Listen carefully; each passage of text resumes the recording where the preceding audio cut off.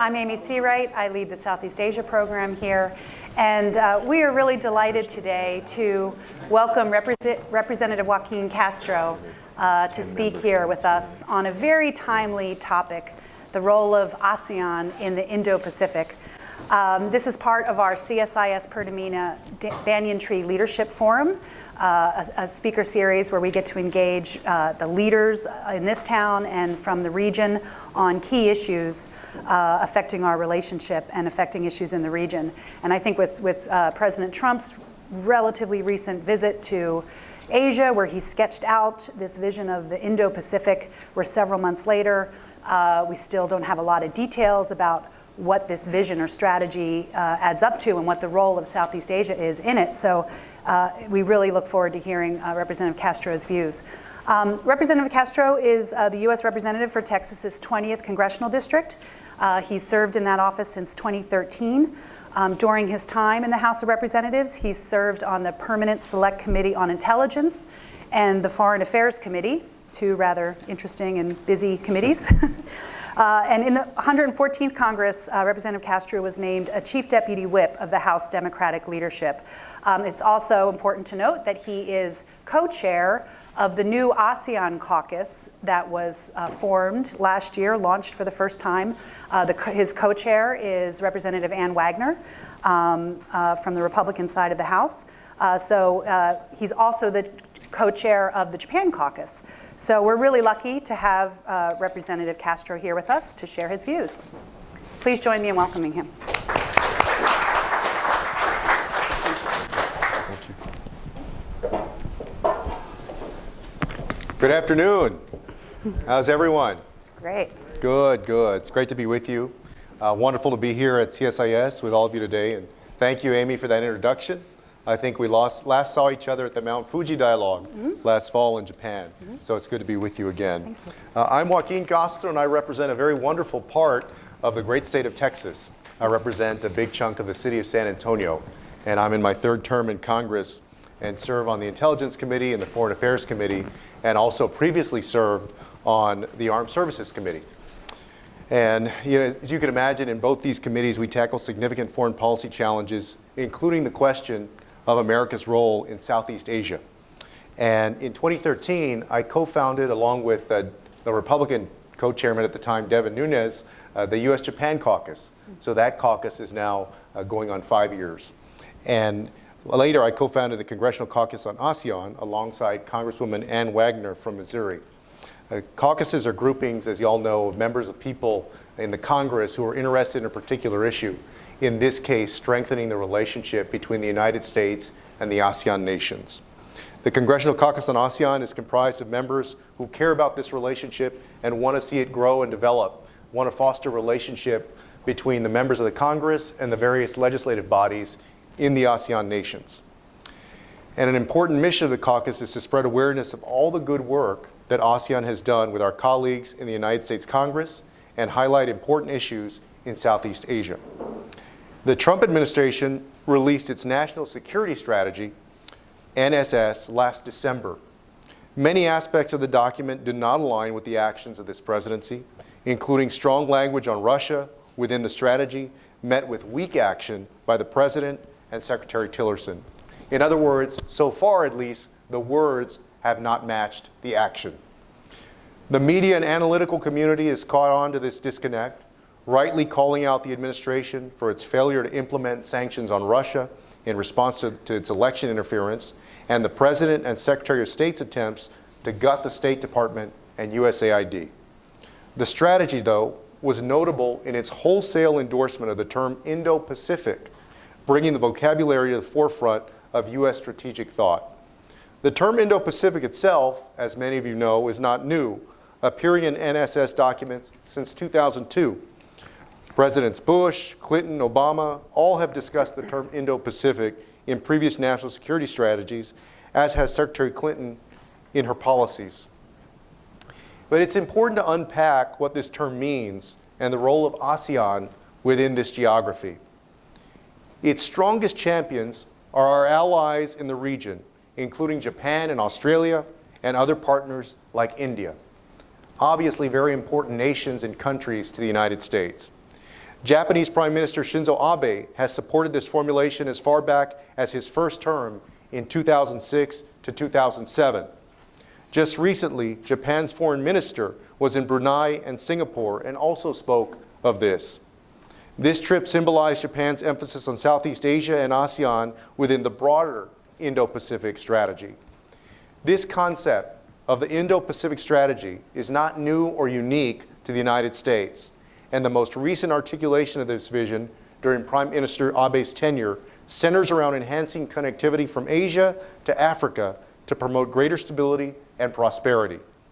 The Japanese worldview would be to do this through improving the security situation in the regions, promoting increased development and supporting rule of law and capacity building. ASEAN plays an important role in this context.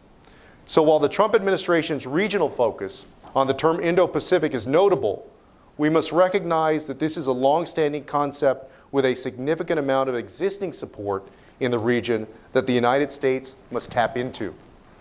As is the case with the significant space between the administration's words and actions regarding Russia or supporting U.S. diplomacy, it's important that President Trump follows through on providing Asia the emphasis it requires. Vocabulary and geography matter. The way we describe a region helps organize the collective political, economic, and military energy of a country.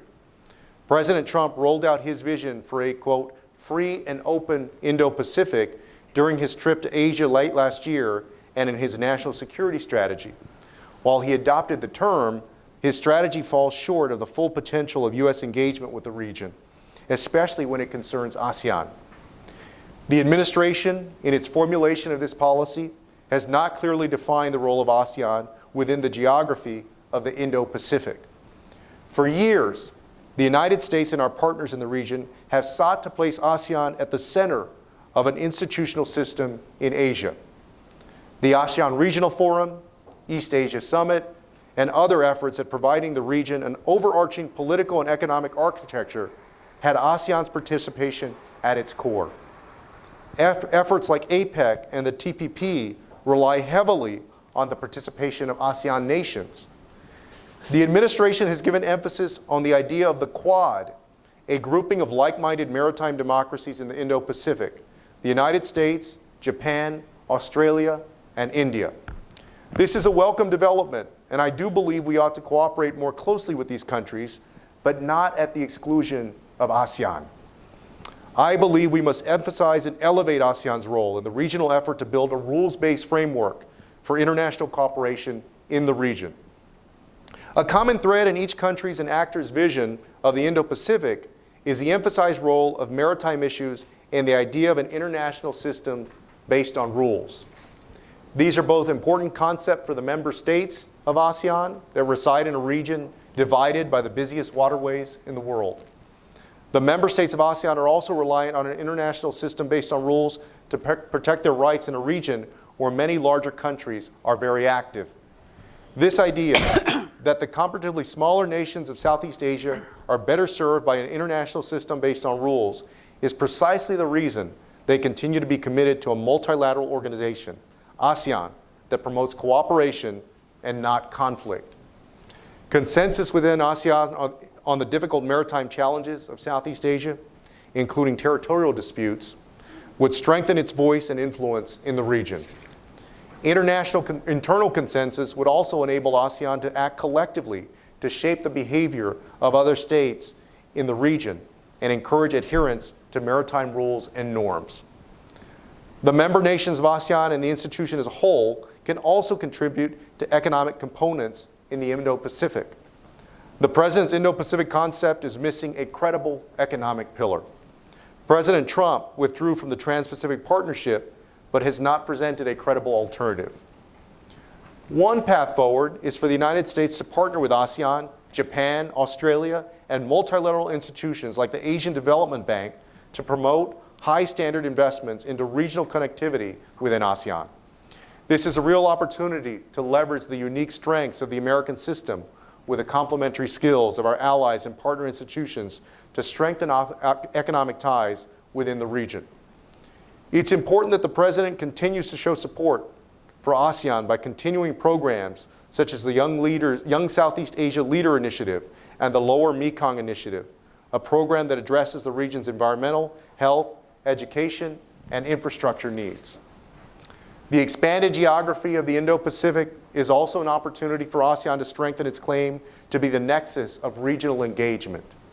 Japan, India, and Australia have all expanded their engagement with Southeast Asia, a region that stands astride the Pacific and Indian Oceans. The United States must work with our allies and partners to engage with ASEAN and build out the institutional architecture of this very precious region. There is an appetite within the region to facilitate ASEAN's engagement with countries like Japan, Australia, and India. Japan has recently reinvigorated its political, economic, and security engagement with the region, with high-level exchanges now being commonplace. Australia's recently released foreign policy white paper affords ASEAN enormous importance, describing it as, quote, the nexus of strategic competition in the Indo-Pacific. India's engagement with ASEAN shows increased energy with their Act East policy. We may even see an expanded British and French security presence in the region in the coming months. There is growing interest from all parts of the world to engage in the Indo-Pacific, and ASEAN stands in the unique position to facilitate this work. The future of the U.S.-ASEAN relationship, I believe, has limitless possibilities. The people in this room can help realize that potential by using your expertise and promoting your communication and relationships across the Pacific Ocean. Forums such as this, with a free exchange of ideas and an honest assessment of the future of U.S. engagement with the region, help keep policymakers like those of us in Congress understanding of the issues important to all nations, including ASEAN. Thank you again for inviting me to speak here. I look forward to the discussion with Amy and also to your questions. Thank you. Thank you. Thank you, Representative Castro. That was a really excellent set of remarks. It really demonstrates how much you know about the region, the importance of ASEAN, the way that ASEAN views some of these challenges, and all of the various initiatives that we have, including economic, diplomatic, defense, sub-regional initiatives like the Lower Mekong Initiative. So I think that was really useful to put all of that in context. Let's start by talking a little more about this free and open Indo-Pacific strategy. I'm wondering if the administration has worked with you or other members of Congress to help get ideas or input or flesh out a role for Congress to play in this. Has there been much consultation on this? I can't say that there's been a great deal of engagement yet. As many people here know, the administration is still, I think, filling in many parts of the State Department. The parts they're not cutting, they're trying to fill in with important ambassadors and other folks within the State Department. So there's not been a lot of direct engagement, I think, among the members of Congress and the White House. But I hope that that will change because, where we go from here is very important. And I do think it's important that we don't leave out ASEAN when we think about the Indo-Pacific region and all of the various challenges and opportunities that we have in the region. A lot of the attention right now is, as you all know, when we think about the Pacific, a lot of the attention is drawn to North Korea and to our allies, Japan and South Korea, and what's at stake for them. So I'm hoping for more engagement from the White House. Another area that's really important in the region is the South China Sea, and obviously all the tensions that have arisen in recent years. I was struck that, as you rightly pointed out, the free and open Indo-Pacific has very much a maritime connotation and a vision of a maritime domain that's ruled by rules and norms. And yet in President Trump's speech, he made no mention of the South China Sea. There was a passing reference to freedom of navigation, but no mention of how this critical artery fits into this, this broader vision that connects the Indian and Pacific Oceans. So what are your views about that, about the administration's approach to the South China Sea? Do you think they are engaged and sending some of the right signals, or what would you like to see out of the administration? The rhetoric coming from the White House towards China has been tough at points. And you're right. We are concerned about the militarization by China of islands in the South China Sea. Japan was concerned about the Senkaku Islands, for example. Most of all, the United States and our allies, and really every nation in the world that does any kind of trade over there, should be concerned about freedom of navigation and making sure that not just next year, but 10 years from now and 50 years from now and beyond, that those waterways are still navigable so that we can continue to do trade. You're talking about trillions of dollars of trade that go through there, including much of the trade between the United States and our allies in the region. So the stakes are incredibly high, not only for the United States, for countries like Japan and South Korea, but also for the ASEAN nations. As you know, ASEAN, Vietnam and the Philippines have had issues with China and the South China Sea. And I only see those growing greater, that tension growing greater, unless the United States, working with partners like ASEAN, play a huge role in making sure that freedom of navigation is honored. Let's turn to trade. You had some very creative ideas in your remarks of how to work with like-minded partners and institutions to promote high-quality standards for connectivity and infrastructure. You may want to share some more thoughts. It would be interesting to have more sense of that. But also I wanted to ask you about, with the United States withdrawing from TPP, I mean, you are one of the real strongest voices on the Democratic side for free trade and for pro-TPP. Now that we have a president that's anti-TPP, the Republicans, to some extent, may be shifting a little bit against their traditional pro-free trade stance.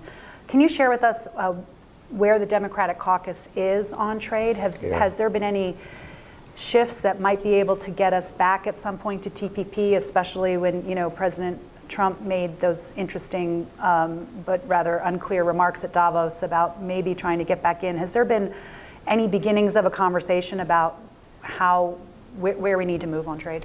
Yeah, certainly in Congress. And, I keep trying to imagine what the next American trade agreement will look like.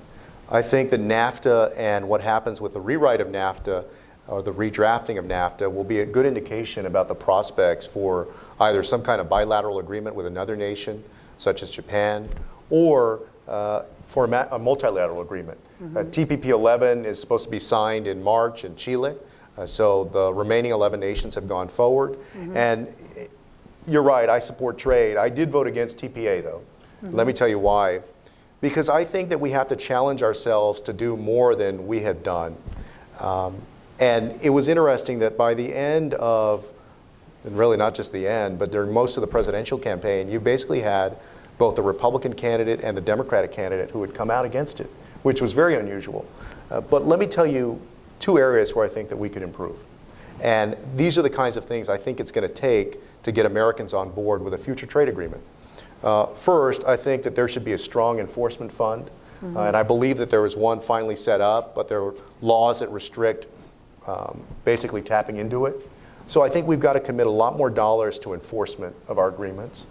And then second, I also believe that there needs to be a real effort, not just in writing, in other words, not just in the letter or the paper of the agreement itself, to lift the labor standards of the partner nations, the nations that we're trading with, but there's got to be a real effort to help them organize around unions and so forth to increase those labor standards. When I spoke to President Obama, I remember, and the trade representative, I mentioned both of those things. The second part really didn't get included in TPA, but I think that it's going to take that extra kind of work and for Americans to see that, in addition to also seeing domestic improvements for us to achieve a trade agreement. I think that's where we're headed. And NAFTA, I think, will be a telltale sign of what that looks like. So you have some optimism that we might be able to get back? I think that we can still get back on track. Absolutely. If you ask me the question, do I think that all future trade agreements are dead for the next quarter century? No, I don't think so. Okay. I think there's room to get back on track, but I think it's going to have to be different, and we're going to have to be more committed. And I would use this analogy. The Bill of Rights, for example, our Constitution, all these things that exist in writing for the United States, of course, I see them as setting basically the paragon or the goal of where we want to get. when we guarantee people rights and so forth. But even the United States, it took us years and years of many movements, the civil rights movement, the women's rights movement, and other movements, to actually achieve what exists on paper. And I think it's the same thing with other things in writing, including trade agreements. And we've seen that with some issues on enforcement, is that you're going to, besides what's in writing, you're going to actually have to do hard work to make sure that the society is living up to what is in writing. And that's the kind of work that I'm talking about that we're going to have to get into. Let me ask you about another difficult issue, which is human rights. We were talking a little bit before. And about the human rights and democracy situation in many countries in Southeast Asia is perhaps not great. There's some serious concerns in Myanmar, Cambodia, Philippines, and Thailand. Almost every country in the region has some challenges on that front. And the role of Congress has often been important in voicing concerns about human rights and democracy. So I'm wondering how you balance your I think everyone or many people in the room would agree that engaging with ASEAN and ASEAN countries is really critically important to our strategic interests, and yet we have to balance that with voicing concerns about human rights. So how do you think about that balance, and how do you work with colleagues who may focus more directly on human rights concerns? Sure. In fact, we just had a meeting, and I was at the Munich Security Conference, I guess about a week ago. And we had a meeting with one of the ASEAN nations, the US delegation did, and I asked a question. I said, you have two humanitarian situations out there that basically beg for some kind of response from ASEAN. The first one is the situation with President Duterte in the Philippines and the extrajudicial killings that are going on. And then the second one is the Rohingya crisis in Myanmar. And what do you think ASEAN will do or say or speak up on these issues? And his response basically was he didn't think that ASEAN would speak up. I believe that ASEAN has a role to play in moving these issues in the right direction and stepping in when we see humanitarian crises like this. Because we are dealing, this is obviously ASEAN is a multi-member organization. It's been interesting comparing my work on the US-ASEAN caucus to the US-Japan caucus, which is just one country, and that was mostly centered around TPP for the last few years. But I do think it's important. I've been working hard, Ann Wagner's been working hard, other members of the caucus have been working hard in the US Congress to promote ASEAN to members of Congress. But I will be honest with you, it makes it tougher when people see those humanitarian issues and they get, I think, a little bit fearful of joining the caucus or being associated with the caucus when they think they're going to have to answer to those issues. So, I think it's important for us to speak up when we see these things going on. We can't stay silent. There's a lot to do in terms of the good, but we also have to address the bad. Okay, thank you. Let me open it up to questions from the floor. We have microphones. There's a question over here. I will ask you to introduce yourself briefly and ask a question. Hi, thank you. My name is Anshu. I'll stand. My name is Anshu. I'm a reporter with Inside U.S. Trade. Thanks for being here. I wanted to ask about trade again with ASEAN. This administration obviously has a stated preference for bilateral deal making. And so in the context of that, what can be done in ASEAN on a bilateral basis without TPP? Thanks. That's a great question. As I mentioned, I see the NAFTA renegotiation as kind of a blueprint for where we go from here. That's obviously a trilateral issue there with three countries, the US, Canada, and Mexico. But I think that there's opportunities, as I mentioned, I believe if we do things differently. One of the issues that came up on TPP among Democratic members especially, one of the concerns, and I was with President Obama on that trip that he made in May of 2016 to Vietnam. One of the issues there was the low wages, the fact that some folks are still working for 60 cents an hour. We have to do everything we can to lift the labor standards in the countries that we're partnering with in our trade agreements. And the analogy I would use is this, and I know that it's a little bit hyperbolic, but I still think it's useful. If you go around the world, you see that American corporations have franchised all over the world. There's a McDonald's probably in 80% of countries around the world, maybe a little bit less.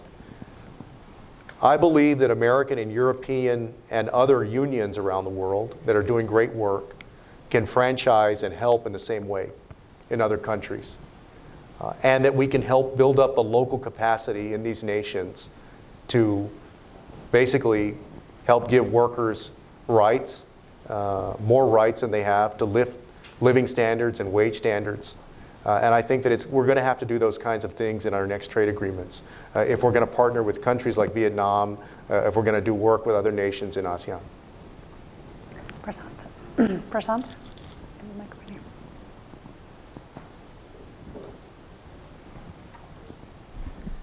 Thanks, Amy, and thanks for your remarks, Congressman.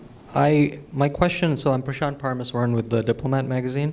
My question was surrounding this idea of, I guess, broadly phrased, Chinese influence operations in Southeast Asia. I noticed that the legislation recently on Cambodia included a portion which mentioned that the United States should look at countering some of these influence operations and how the Chinese talk about themselves in the region and how that's perceived among the people in Southeast Asia.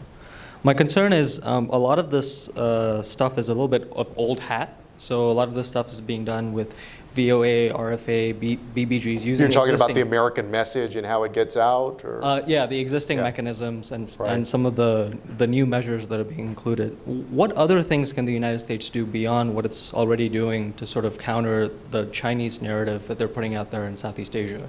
And I should also mention that in the Philippines and some of these other countries, it's not just the Chinese. Russian propaganda and influence operations are there too. So I'm just wondering how you think that the United States can better play up its own narrative in the region relative to some of these other actors. Thanks. You ask a great question.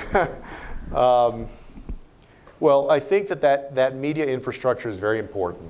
I think that our existing strategic alliances are very important. We've had a long-standing relationship with the Philippines, for example. Look, you can't deny that China is in a phase right now with its One Belt, One Road policy, but also moving around the world and building strategic alliances, not only in Asia, but also in places like Africa and even in Latin America. So all over the world. And I don't know that it's the role of the United States to stop that, right? China is a huge trading partner of ours, a very important ally in that sense. So China is going to go do what is in its interest. But you're right, we have an interest in making sure that we strengthen our alliances. Our strength is that for years we have had stronger friendships and alliances in more parts of the world than any other country on earth. We have to make sure that we continue to dedicate the resources to making sure that's the case, that we don't get lapped by other nations. And you mentioned China and Russia. I actually see a bit of a distinction between China and Russia. I think China is trying to build influence mostly based on investments and trade around the world because its economy is the second largest economy in the world and it's in a stronger economic position than Russia. That's somewhat true with Russia offering defense systems and other things, with other countries. But Russia, I see, as a more disruptive force around the world. Russia, I think, is making its mark in many ways based on fear. You saw how they interfered with our elections, what they've done in Ukraine and other countries. So I see that as a big distinction between those two countries. I don't know that Russia is putting itself in a position anywhere to be a nation that's loved, so to speak. Whereas China, I think, is building more fundamental and longer lasting relationships. So I would continue to invest in our infrastructure.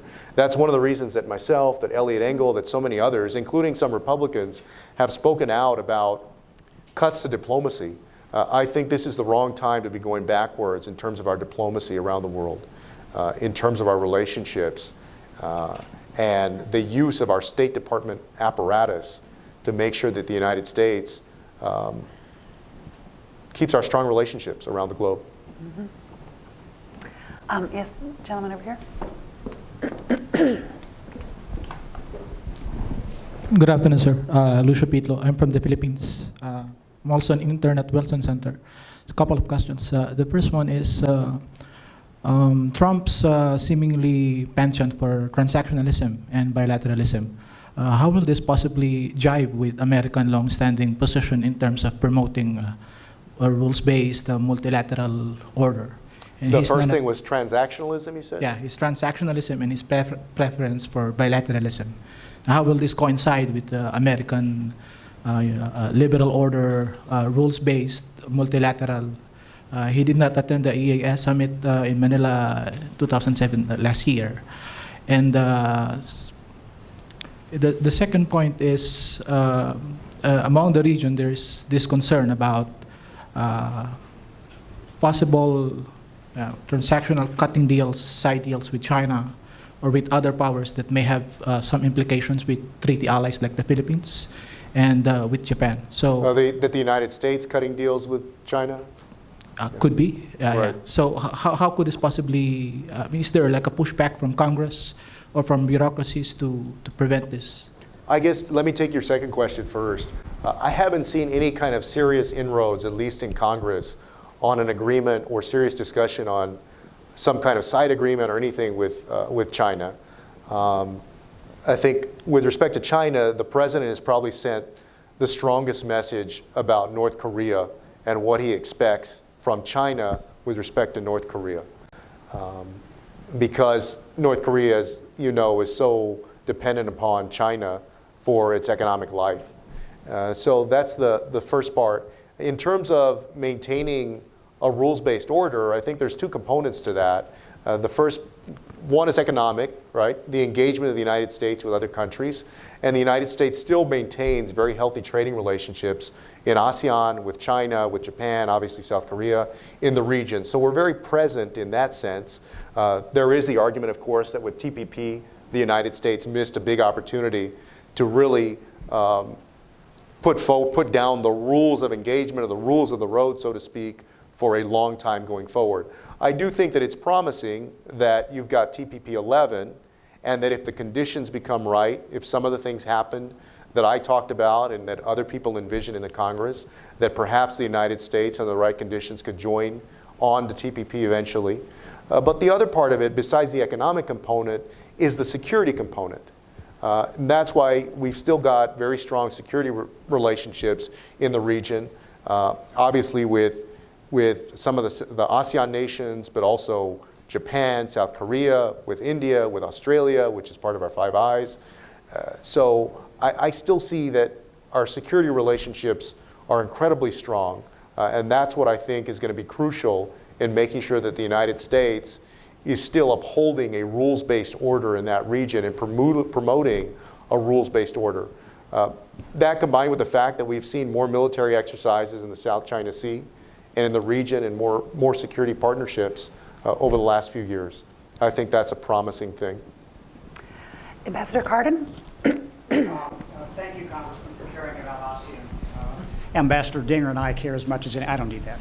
I think it's clear without it. Tell me if you can't hear me. For the video, I think, yeah. I'm sorry. Okay, fine. One of the things that I learned when I was in the region was what problem most assails ASEAN and countries in the developing world, and that's a lack of revenue. The fact is that Indonesia is often touted as being a G20 country with $1 trillion GDP, and its tax collections are about 11% of GDP, which puts it in sub-Saharan Africa territory.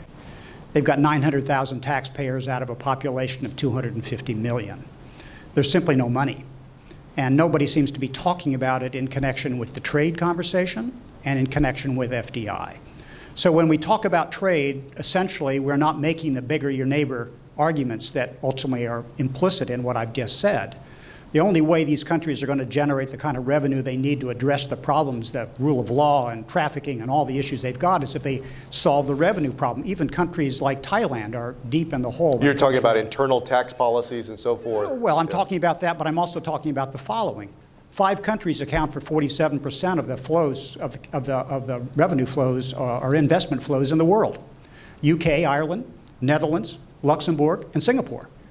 If you were to tax the money that they actually have sheltered, it would result in over $200 billion of revenue to the developing world. Last year in the world, there was $141 billion in foreign aid. So we are not closing the holes in order to try to help these countries generate the revenue they need. Instead, we're talking about how we can lower our corporate tax rates in order to compete with them, as opposed to closing the holes by making it impossible for them to essentially be places where there's refuge real estate and where money gets sunk. And I wonder whether Congress is paying any attention whatsoever to the question that ultimately is going to define, I think, the next 50 years. They're not going to be able to deal with pandemic exposures. They're not going to be able to deal with human trafficking. They're not going to be able to deal with climate change. They're not going to be able to deal with labor standards. They're not going to be able to deal with FD. They're not going to deal with any of that because there's no money.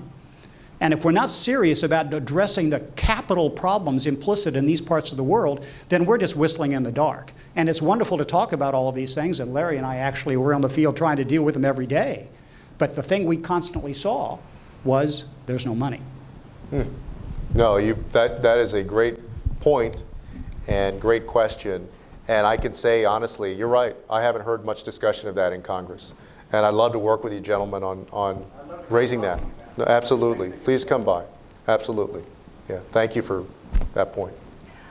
This gentleman here.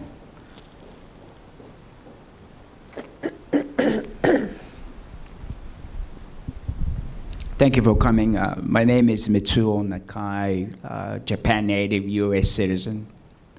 2 questions.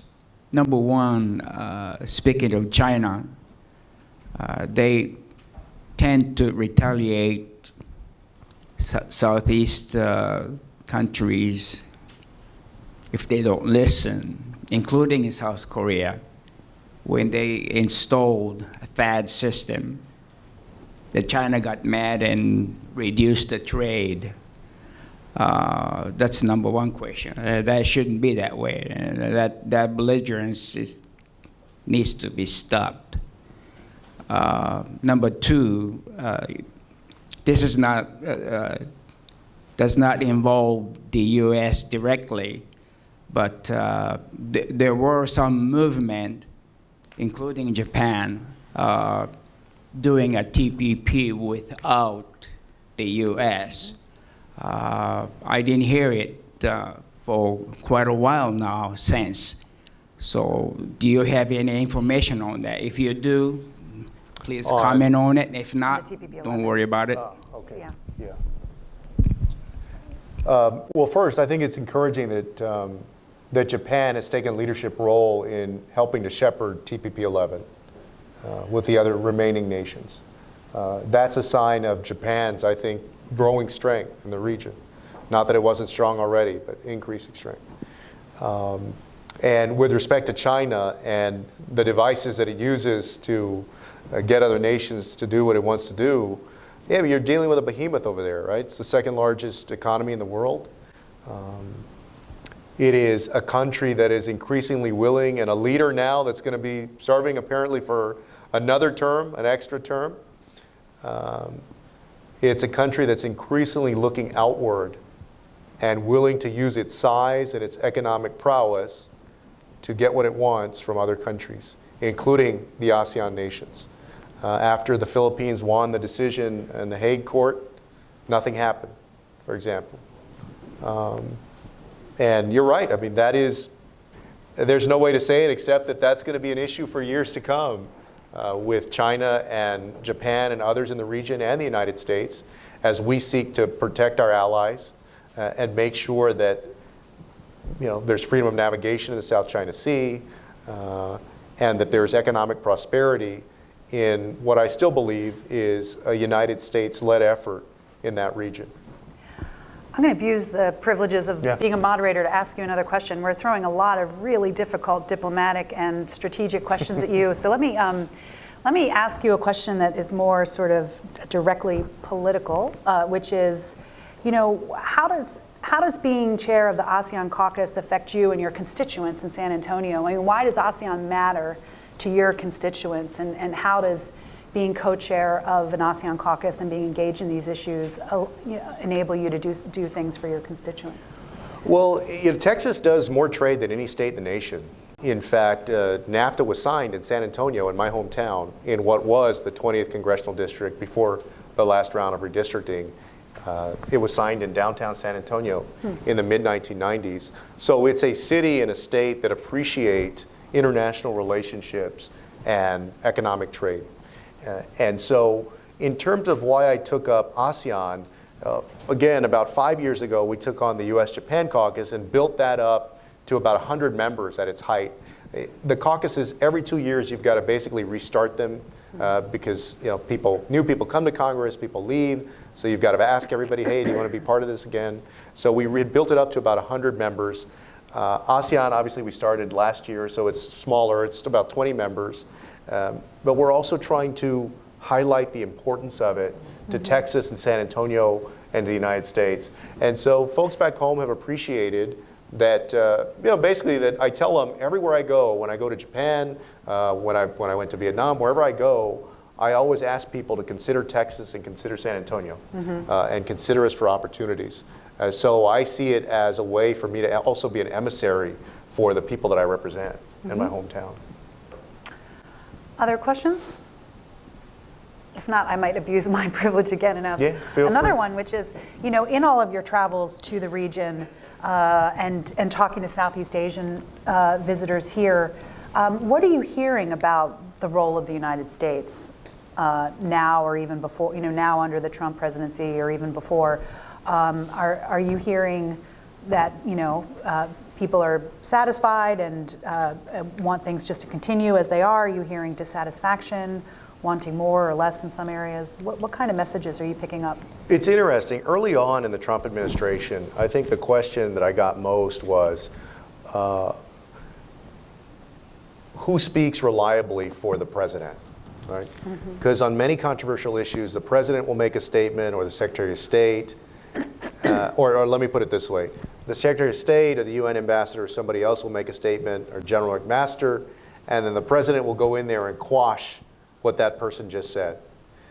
Well, as you all know, for nations who are trying to read the tea leaves, and not just read the tea leaves, but literally listening to high-ranking American officials and trying to discern what is U.S. foreign policy and where is the United States headed, when you get 2 or 3 different answers, they don't know which way you're going.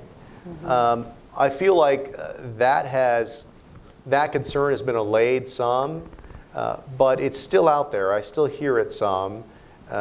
We just saw another example of that at the unrelated issue at the Munich Security Conference when General McMaster gave his speech about Russian interference in the election, and then President Trump tweeted that he left out the fact that there was no effect and so forth. That's just one example. So when a country is trying to read what that means, there's this discord there, and it makes it tough for them. And I've heard that a lot. Now, that said, I think a lot of the attention has been focused on what happens with North Korea. And there is a sense that this president has really put the squeeze on China to do more, and hopefully on some level succeeded. I've given the administration a lot of credit, for example, for going to the United Nations and getting the strictest sanctions placed on North Korea that North Korea has ever dealt with. I think rather than the tweets and the going back and forth, that should have been their focus and their strong starting point to bring North Korea to the table. But there's still a lot of concern also about whether the United States intends to be a leader among nations in ASEAN, in the region, and around the world. Is people hear America first and they think that means that you're backing off, that your focus is going to be completely inward. So a lot of members of Congress have been going out and reminding our allies that the United States is going to be as engaged as ever in important affairs around the world, not because it means we don't want to focus on domestic issues or make sure that we build up the strength of the United States domestically, but because the United States has an important role to play and has a lot of stake at what happens in different parts of the world. And on some level, I also feel like, since World War II is 70 years past us, that as a country, we've taken for granted the peace and security and stability and the benefit of being engaged in so many parts of the world. and what that has meant for the United States and the relative peace compared to other parts and other nations and what they faced. Very good answer. Any other questions? There's another one in the back Sure. here, this journalist. I'll just take this opportunity to ask a follow-up question. I think it was sort of noted earlier on that there's been kind of a realignment of sorts on trade. We think Republicans are moving more away from free trade, and Democrats are kind of being more supportive of free trade in the past. I'm wondering how that's playing out with the caucus, particularly on NAFTA, which you've mentioned a couple times. How is the Democratic caucus feeling about NAFTA?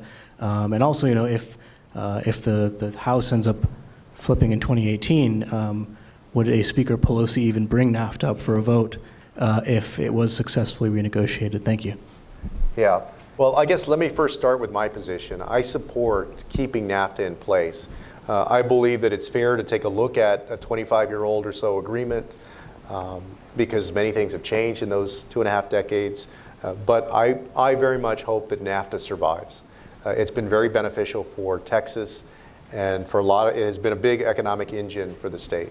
I realize there are things that need to be improved, but on the whole, I hope that it survives. To your question about the Democratic caucus, I think most members of the Democratic caucus believe that NAFTA should stay rather than seeing it terminated.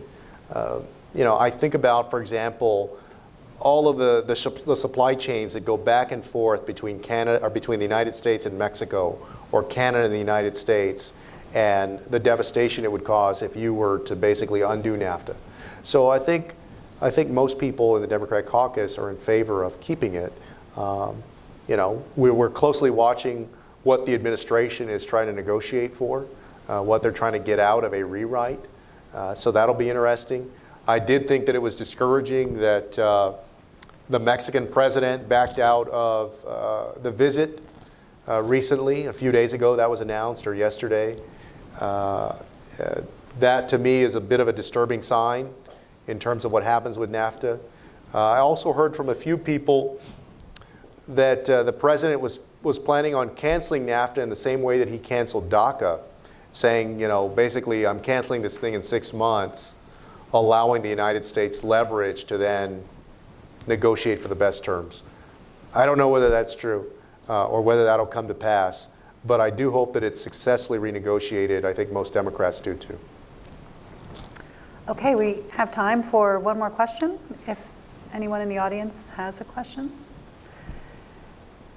If not, I will simply say, Congressman, it's been really delightful to hear your remarks, and I think we all can agree that we're very lucky to have Congressman Castro to be co-launching this very important ASEAN caucus, putting ASEAN at the center of congressional attention, and all of the engagement that you and your colleagues do here and out in the region to articulate U.S. interests and values, and how important we see ASEAN and the partnership with these countries.